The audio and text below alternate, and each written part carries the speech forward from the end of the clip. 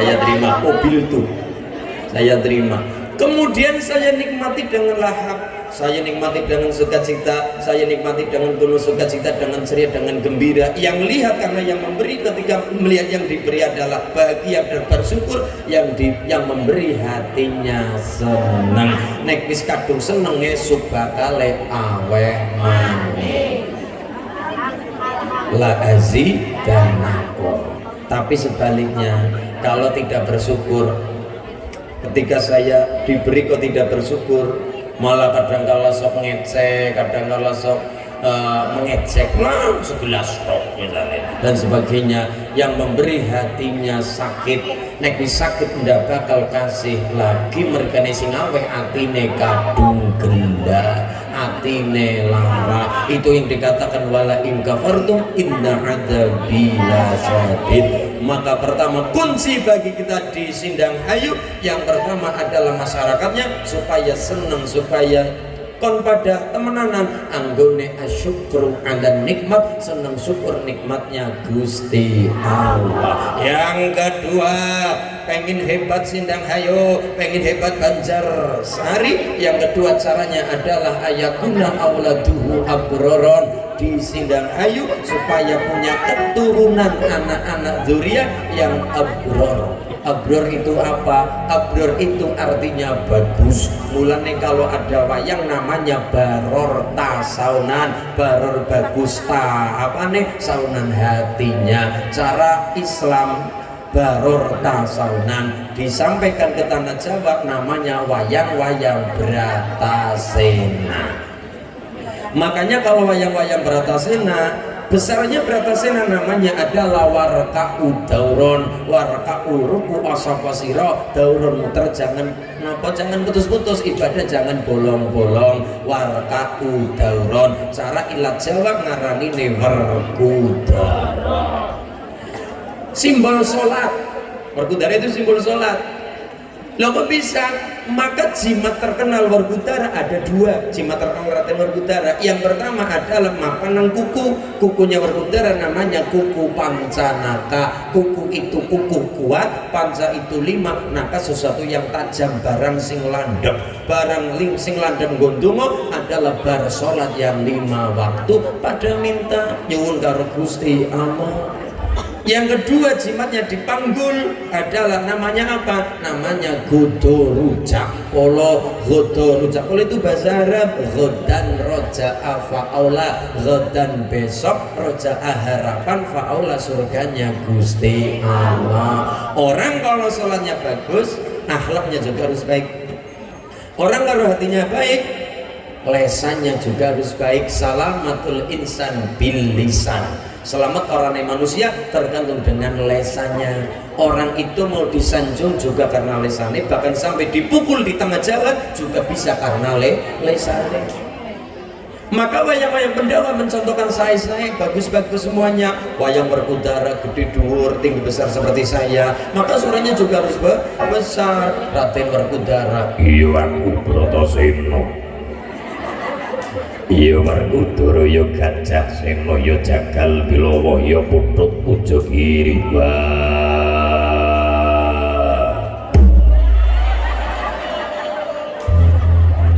Kula nek ngaji teng daerah tepi dari Cilacap, misalkan di Demak, di Pekalongan, pada ndak percaya umur saya selikur tahun. Nah, umur saya itu 21 tahun. Saya itu kelahiran tanggal 27, bulannya bulan April, besok ulang tahun. Besok Abi ulang tahun. Tahunnya 2000. Berarti sekarang 21 tahun. Besok di bulan April 27 baru genap 22 tahun. Makanya ndak percaya kalau pula umurnya selikur tahun. Pasti ketika saya transit, yang ditanyakan oleh Pak Yai adalah Mas Kulit Gimbah Yai, putrane pinten. Burung apa-apa wis takon anak, burung apa wis takon bocah. Saya jawabnya simpel Mbah Yai, jangankan saya tadi ya Pak bocah, biung bocah. Ibune anak-anak belum punya. saya masih 21 tahun masih ta'alum di UNUGA, Universitas Nahdlatul Ulama Al-Ghazali, kuliah beurung rampung dirampungaken niku. Apalagi ketika pakai belangkon ketemu tua beneran kelihatan tua, tapi kalau belangkonnya dicopot tambah tua. Raden Werkudara simbol sholat. Adiknya Werkudara namanya Raden Arjuna, Raden Janoko. Itu bahasa Arabnya adalah wa amma man khafa maqama rabbih wa nahan nafsa 'anil hawa fa innal jannata hiyal ma'wa. Wa amma man khafa maqama rabbih, dan orang-orang yang takut keagungannya Allah, pandai bersyukur mensyukuri kebesarannya Allah, kemudian wanahan nafsa 'anil hawa, dan bisa ngempet hawa nafsunya, maka hasilnya adalah hadiah dari Allah, fa innal jannata hiyal ma'wa, maka surga tempat tinggalnya.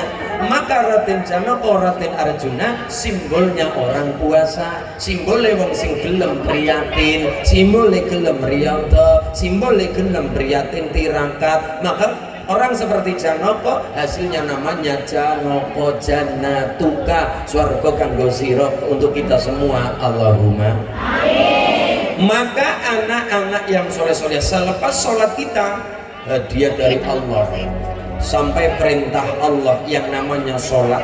Kanjeng Nabi supaya sowan langsung kepada Allah nampak yang namanya sholat 5 waktu. Tadinya itu 50 waktu. Untuk mendapatkan perintah dari Allah 50 waktu, pertama 50 waktu. Kanjeng Nabi mudun di langit ke-7, kepanggil dengan Nabi Ibrahim. Ditanya oleh Ibrahim, Muhammad, perintah dari Allah apa? Perintah 50 waktu. Ya udah, tidak masalah, karena Khalilullah ya, mempersilahkan saja. Turun lagi di langit ketiga atau keempat tadi, berjumpa dengan Nabi Musa alaihi salam. Oleh Nabi Musa dikritik, ya Muhammad jangan 50, minta korting sama Allah. Akhirnya naik lagi ke hadapan Allah minta korting. Oke, dipotong 5 waktu, tinggal 45. Turun lagi di hadapan Nabi Musa, 45 masih banyak, minta lagi, minta diskonan lagi, minta kortingan lagi, naik lagi ke hadapan Allah, sudah 5. Mudun, masih banyak, sudah 5, dikurangi 5, sampai naik bolak-balik 9 kali. Setiap bolak-balik sudah dipotong 5, berarti 9 kali 5 45, potongannya 45, diskonannya 45. Tinggal berapa? Tinggal 5 waktu.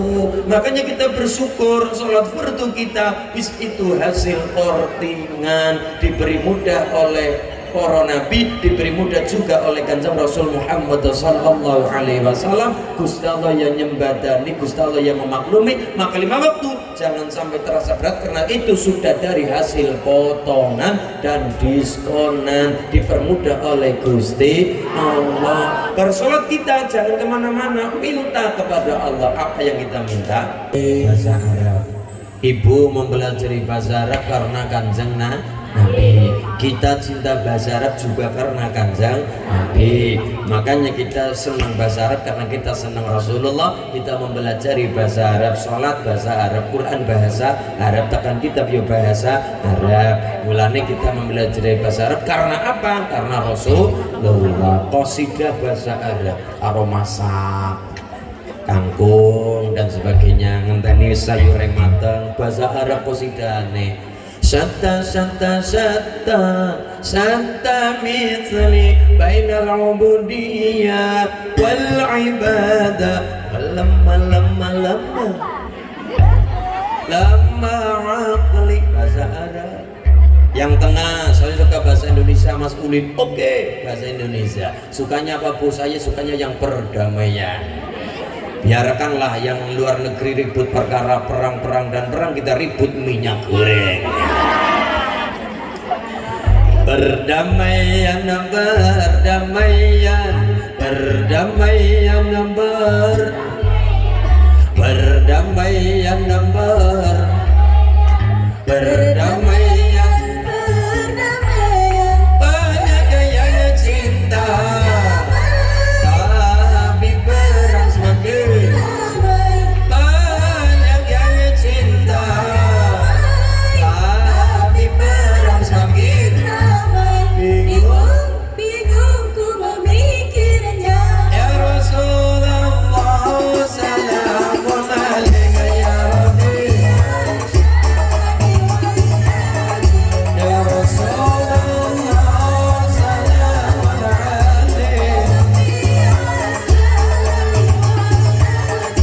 qad fatayani rabbal ya ruhailal judi sallu ala Nabi Muhammad. Itu kalau ibu bapak sekarang sebelah sana. Saya mau pangapunten dalam iya bapak. Saya berdiri tapi berdiri ngapunten bapak. Masih.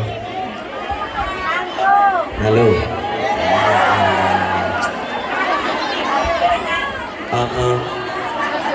Amsen parawan Banjarsari orang Muyahi. Parawan. Oh ibu-ibu. Oke. Sukanya yang melo-melo. Parawan. Sukanya yang melo-melo.